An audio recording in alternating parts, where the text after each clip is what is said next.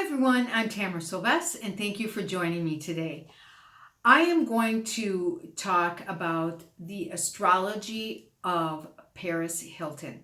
Now, I became interested in this because I noticed in the news her name coming up repeatedly, and then on YouTube I saw this documentary of her was coming across my news feed. Now, I've never really been interested in Paris Hilton. I'm 57 years old. I've heard of some of the things that she's done. I've heard of her sex scandal. I've heard of her socialite status, her with Kim Kardashian, Nicole Richie, things like that. But other than what you hear in the news, I don't really follow her. I never watched any of her stuff. I never really watched The Simple Life.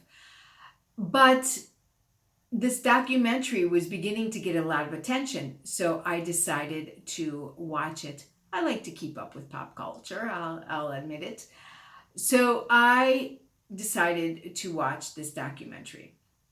I was quite fascinated and felt a lot of empathy for her while watching this documentary. After the documentary, I became extremely curious about her astrology. So I looked up her astrology and I could see like her whole personality. And then I decided to watch The Simple Life. I watched the first season of The Simple Life, and I have to tell you, I laughed. I thought it was funny. I thought Nicole Richie was hilarious, and I thought she carried the show. I think Paris had her certain personality in the show, but Nicole Richie, she sometimes said and did some crazy stuff, and it just made me laugh. And I think I'm going to do a video on Paris and Nicole as well, and how their interaction, even though they're different sun signs and you wouldn't think they would have much in common, I could tell you why they do. So I may save that for another video. But I'm going to just talk about the basics of Paris's astrology, and then I will talk about a little bit about her transits and the major transits, why all of a sudden she is going through this transformation. So let's look at her sun sign. Her sun sign is in Aquarius in the second house. So that Aquarius energy, as we all know, it rules social media. She was the first one to come up with the selfie, rules computers, networking, social change. It's the inventor. It has to do with your friends, very humanitarian, political activism, almost anything virtual, Aquarius, and technology. And there's a lot of energy that goes along with Uranus rules the sign of Aquarius. So I always find Uranus bringing this kind of nervous energy. So there could be a lot of nervousness if people have Aquarius in their chart, because it rules electricity. And that Aquarius, because it's ruled by Uranus, is the rebellious energy. And in this documentary, we saw how rebellious. It doesn't mean that she was bad. She was just rebelling against restriction. So they go against the norm. So she has not only her sun in Aquarius, but her Mercury, the way she communicates, her Venus, the way she loves, and her south node of the moon. All of this energy is in Aquarius, so she has a lot of Aquarius energy. This energy is placed in the second house, which the second house in astrology is all about security, your finances, your personal finances, your possessions, your pretty much your self-esteem, how you feel secure, your value system. So with her south node, her Venus, the way she loves, her Sun and her Mercury all being in the second house, she has a closet personality of a Taurus. And this could be why at times she even talked kind of slow. I noticed she talks slow. That Sun and that Mercury, they're on the cusp. They're at 28 degrees Aquarius, getting very close to Pisces. So she had this little shyness where not all Pisces, but some Pisces can be a bit more reserved in the way they portray themselves. So having that energy in the second house means stability, money, possessions, value, beauty. All of that is going to be important to her. Now, her Mars, the way she takes action, is in Pisces. Pisces, illusion. You can have people who, it's in the third house. So that's your siblings and the way you communicate. That could have been why she was a bit shy. She could take a lot of action. She might have been actually a good writer and very creative. Maybe even a painter. Music, I don't know if she...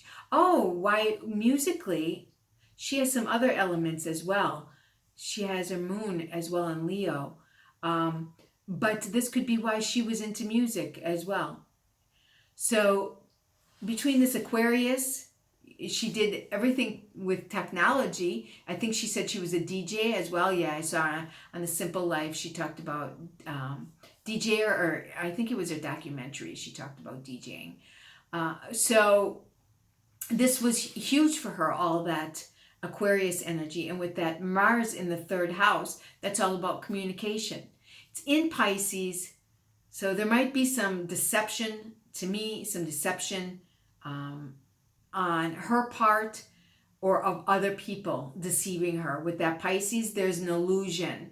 A lot of times we can pick the wrong people. Mars can be men, and you can pick people who are deceptive in some way. So it sounds like she had some terrible boyfriends, and I don't know if they were into drugs as well, but that Pisces energy is also can be an escapism type of energy. So her even escaping reality by going out in the clubs and going and dancing. I recall that she said that she would dance a lot.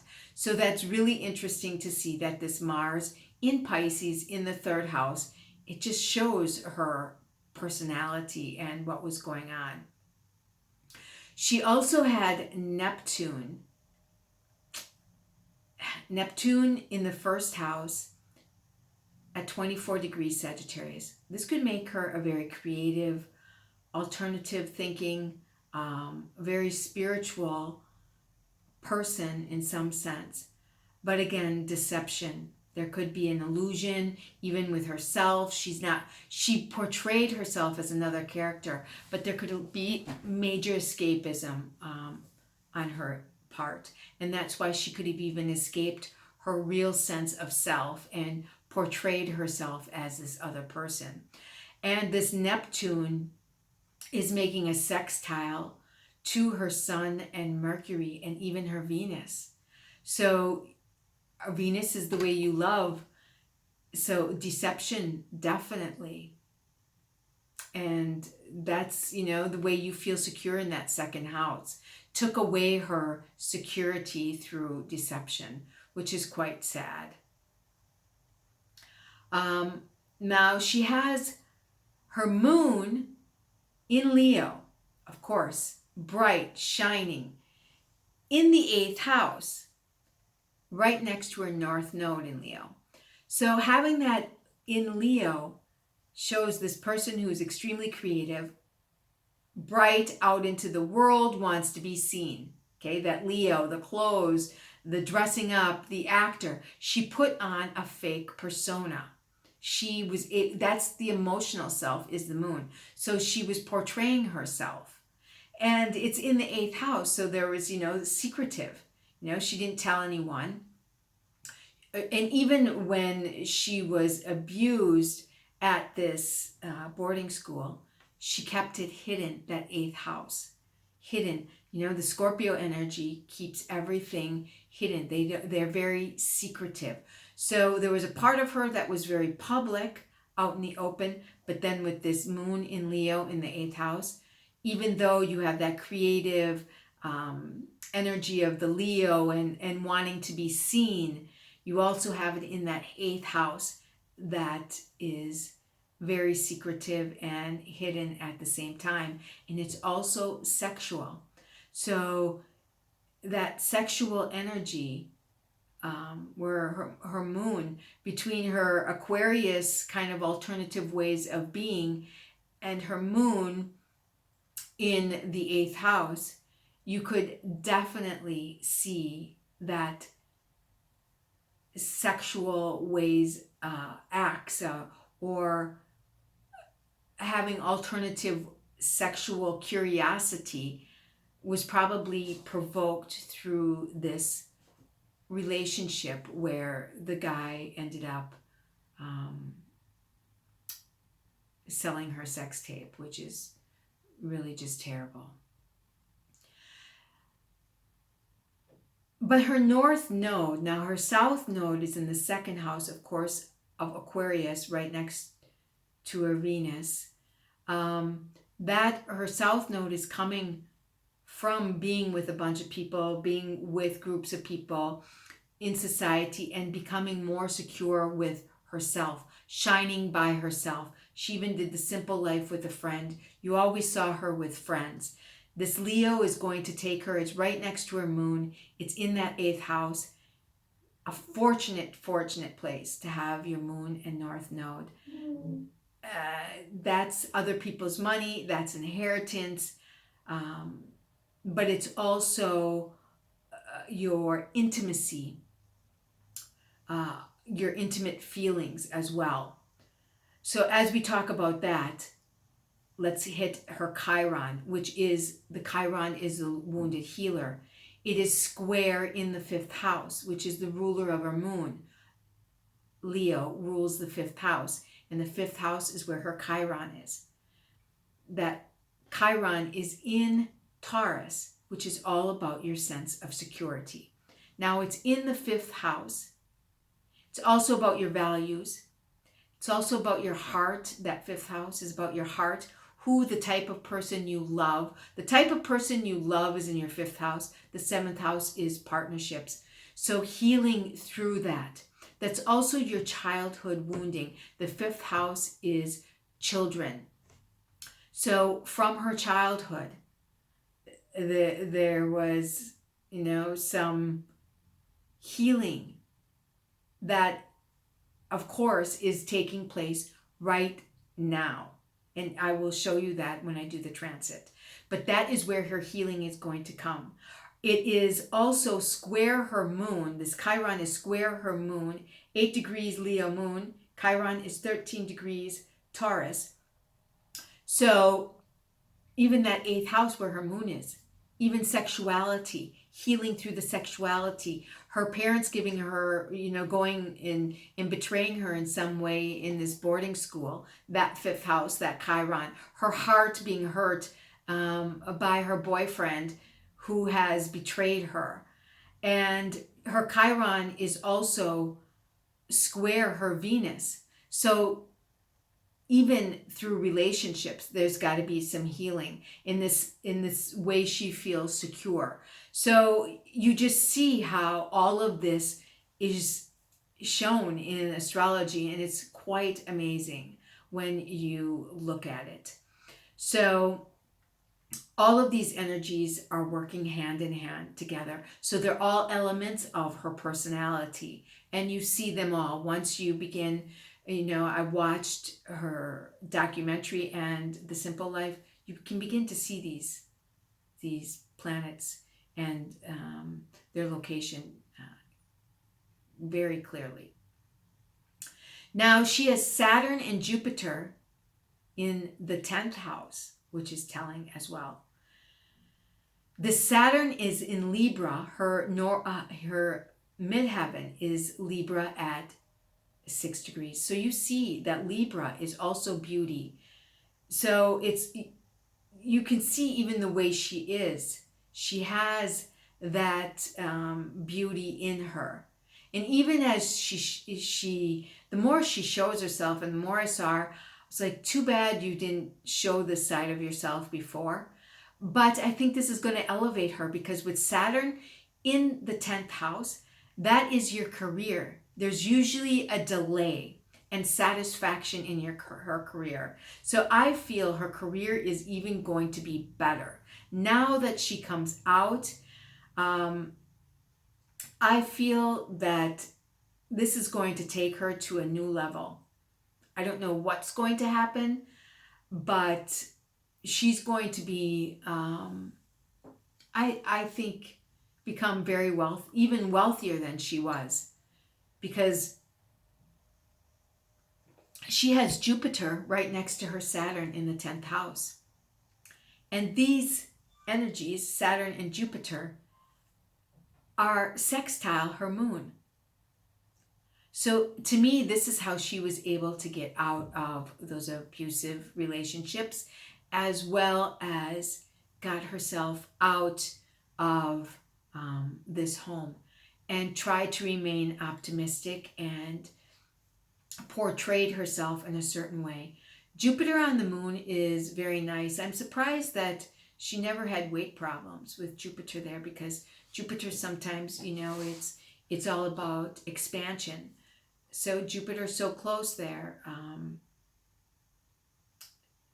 Maybe she really has to work at her weight, but she's fortunate. I think with that Libra energy, that brings you a very slimming type of a person. So she has Saturn and Jupiter in Libra, and it's trine her moon, a very nice element. The Saturn on her moon could keep her limited.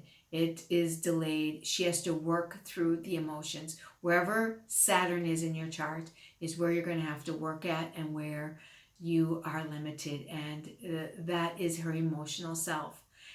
And it appears like she's worked at it, and because she worked at it, she is going to get rewarded for that.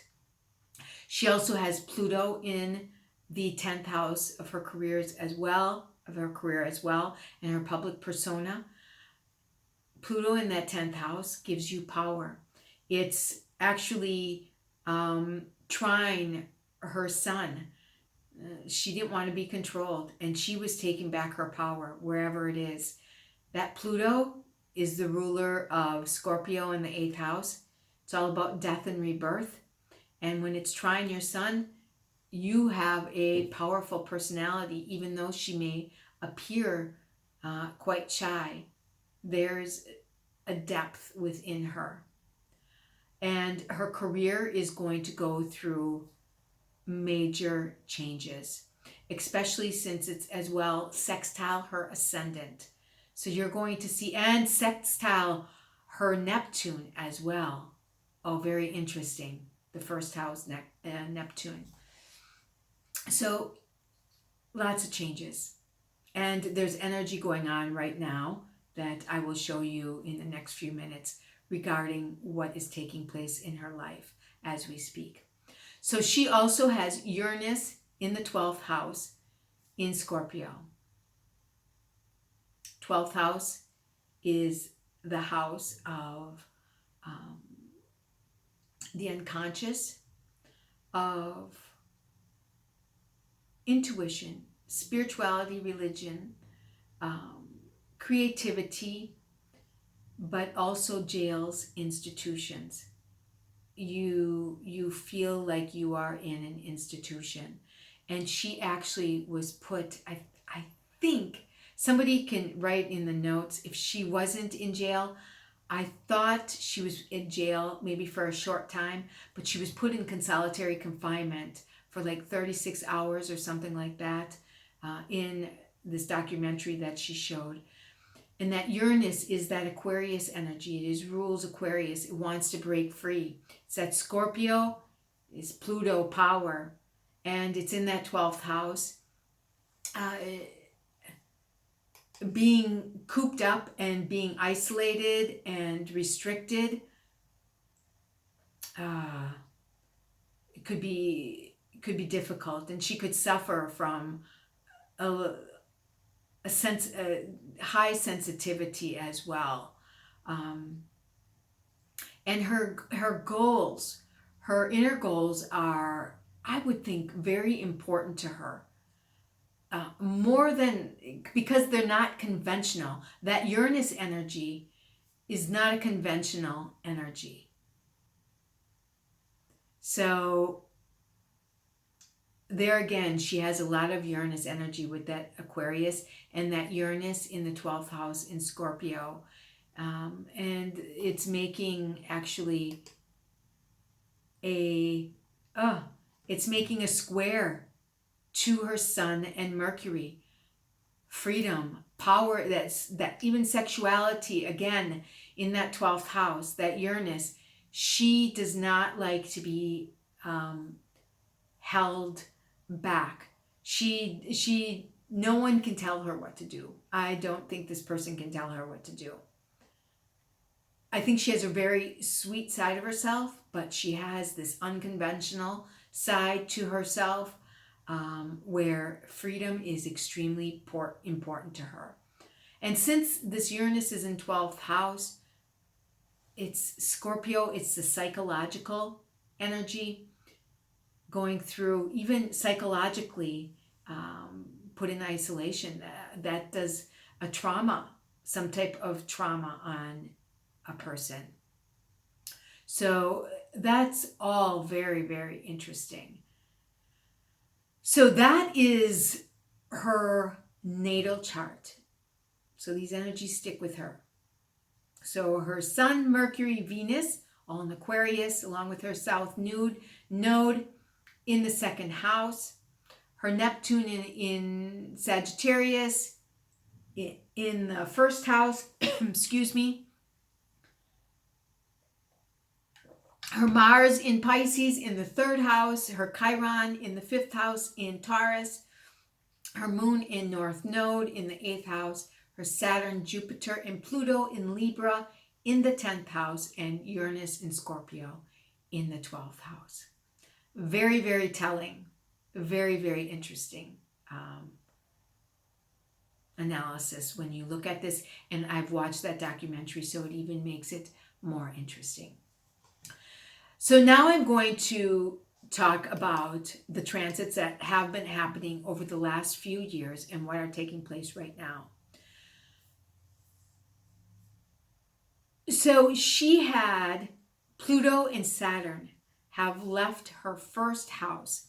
Pluto left Sagittarius in 2008 and went into Capricorn in 2008. So I don't know when all of this other stuff took place.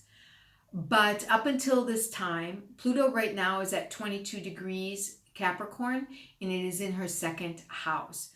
So it has just this year, the last months, it has gone into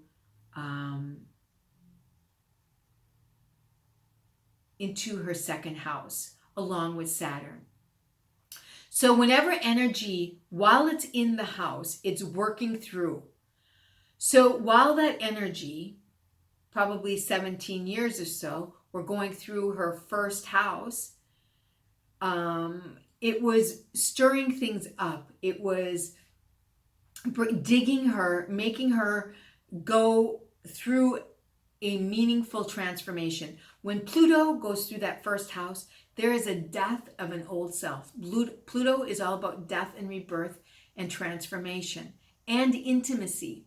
So, which is the ruler of that eighth house. So she went through many changes. And then you have Saturn who comes in and says, okay, now we see what needs to be worked on. Pluto kind of digs everything up. Saturn comes up and rebuilds.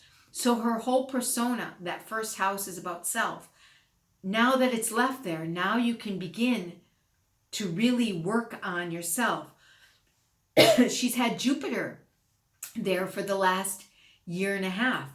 So this she's made this documentary probably is what helped her make this documentary, and she wanted to expand in herself. And this Jupiter through the first house, people are going to see her differently. And her Jupiter is going into the second house along with Pluto and Saturn. So you know what? Paris is probably going to see that $1 billion. If she's not a billionaire yet, I think within a few years she could be. Excuse me. That Jupiter is going into the second house. And while it's in that first house, it's for a year. It's shining a light on everything. And I don't know how long she's had this new boyfriend, but it's going back and forth opposite that seventh house of partnerships. So quite interesting there for her. Now, she had Chiron going through the third house of communication. So it's funny that she did this documentary. Chiron is all about healing.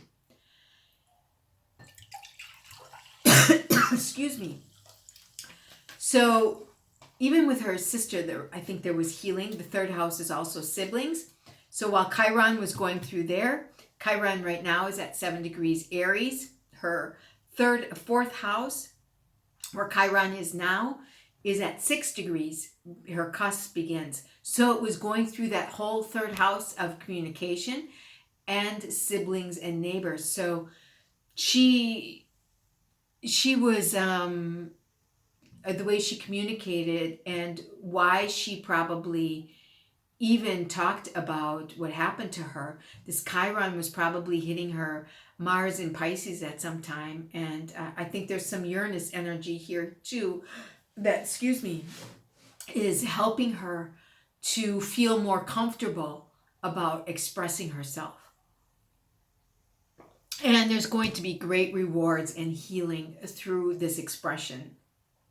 Now Chiron is in the fourth house, healing the family wound, healing your roots.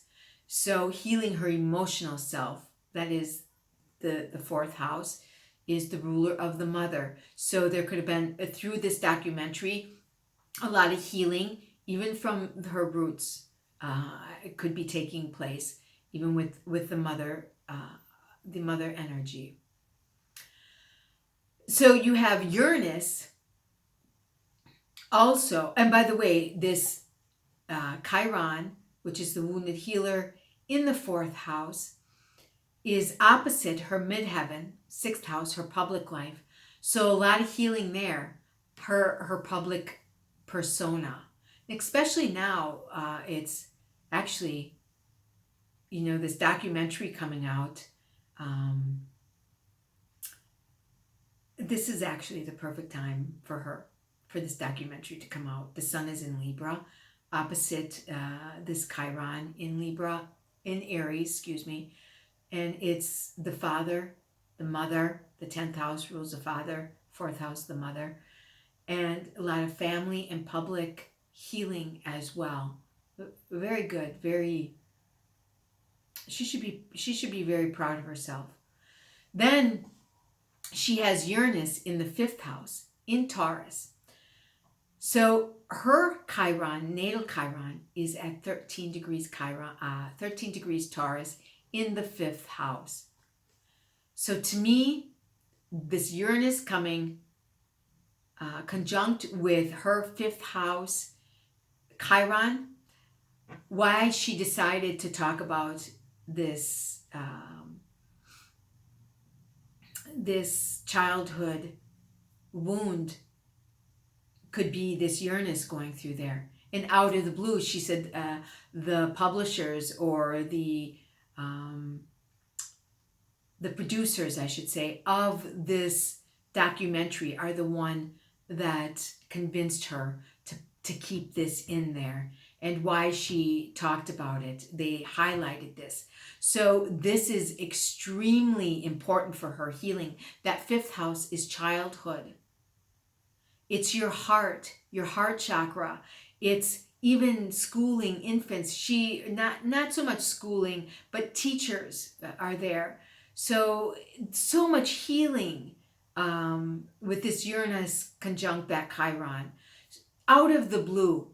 And it's also square her natal moon in Leo. So her natal moon in Leo at 8 degrees is square the transiting Uranus in Taurus in the 5th house. So that 5th and 8th house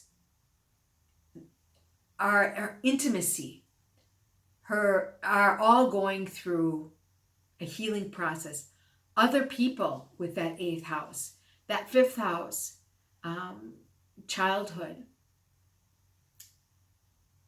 her heart, her ego, everything going through a major transformation right now.